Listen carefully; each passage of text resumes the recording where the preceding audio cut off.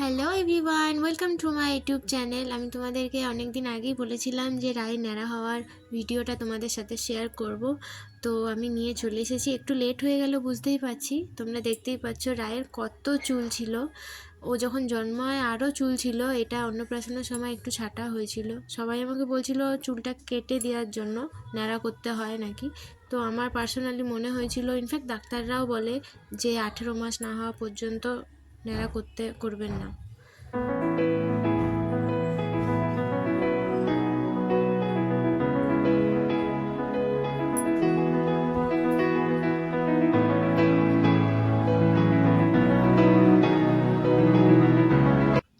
At last ওর ন্যাড়া হওয়া হচ্ছে, দেখতেই পাচ্ছ। রায় দাদুরকে একদম জাপটে ধরে বসে ন্যাড়া হচ্ছে, কারণ ও মামামের কাছে আসেনি। সবাই বলছিল যে মামামের কাছে যাও, কিন্তু মামামের কাছে আসেনি। ও দাদু ভক্ত, দাদুকে খুব ভালোবাসে, তাই দাদু মানেই জানো নাতি নাতনির একটা আলাদা জায়গা তো দাদুর কাছে। তো সেই জন্য বাবা ওকে নিয়ে বসেছিল। ও একদম বাবার কোলে চুপটি করে বাবাকে জাপটে ধরে বসেছিল। দেখতেই পাচ্ছ, আমরা প্রথমে ভেবেছিলাম যে খুব কান্নাকাটি করবে, খুব মানে এটা সেটা হয়তো কেটে যাবে স্ক্যাল্পে, কিন্তু সেরকম কিচ্ছু হয়নি। একটু দুরন্ত প্রথম দিকে একটু ছটপট করছিল, কিন্তু শেষের দিকটা অত করেনি, কিন্তু শেষের দিকে একটু কেঁদেছে।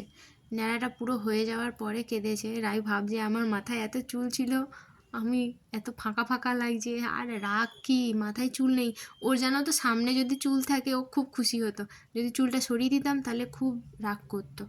আর আরেকটা ব্যাপার হচ্ছে যে ওর চুলটার জন্যই ওকে ভালো লাগতো, কিন্তু বাধ্য হয়ে ন্যাড়া একবার না খুর চালালে চুল ভালো বেরাবেও না, সেটা আমরা সবাই জানি। ওই জন্য আরও ন্যাড়া ভেবেছিলাম যে পুজোর পর করব, কিন্তু যাই হোক আগেই করলাম, কারণ এত গরম, মানে ওর দুদিন ছাড়া ছাড়া ঠান্ডা লেগে যাচ্ছে।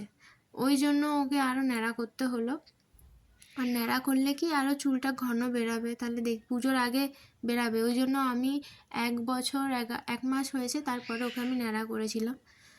ডাক্তাররা বলে 18 মাস না হলে ন্যাড়া করতে নেই বাচ্চাদের, কারণ স্ক্যাল্পটা তখনও অনেকটা নরম থাকে, সেরকমই আমি জানি। তো সেই জন্য আরও আমি লেট করেছিলাম।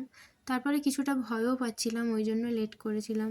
বিশেষ করে ওর বাবা মানে দীপ ভয় পাচ্ছিল যে ন্যাড়া করবে। তারপর ওর দাদু বলছে চুলের জন্য এত সুন্দর লাগছে দেখতে।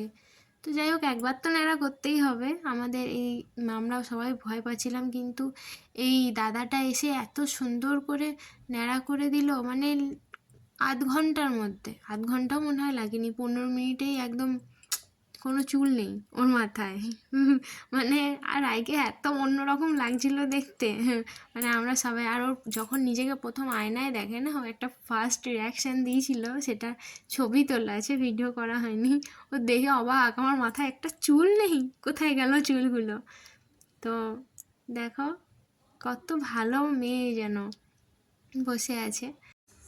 আমি না মিস করি যে রায়ের আবার কবে চুল বড় হবে, ও চুল বেঁধে দেবো, ওকে সাজাবো, আমি চুলের নানান রকম হেয়ারস্টাইল করবো, ওর মাথায় ক্লিপ এঁটে দেবো। এত সুন্দর সুন্দর ক্লিপ আছে, গার্ডার আছে, শুধু অপেক্ষায় যে কবে আবার ওর চুলটা বড় হবে। রায়ের ন্যাড়া হওয়া প্রায় হয়ে এসছে, তোমরা দেখতে পাবে। ওর একটা ফাইনাল লুকের আমি ছবি দিয়েছি, ও রেগে আছে। তো এখন কান্নাকাটি চিৎকার করছে প্রচণ্ড, সব থেকে বড় কথা চিৎকার করছে। হয়ে এসছে প্রায়, কিন্তু ও না আসলে বাইরের লোকেদের কাছে যেতে চায় না চট করে। কেউ একটু বেশিক্ষণ থেকে গেলে তাহলে তার সঙ্গে মিল হয়ে যায়। ও ঘরে সবসময় মাম্মাম আর দাদুর কাছেই থাকে বেশিরভাগ সময়, আর কিছু কিছু সময় ওর কাকিমণির কাছে। That's it. এই দেখো।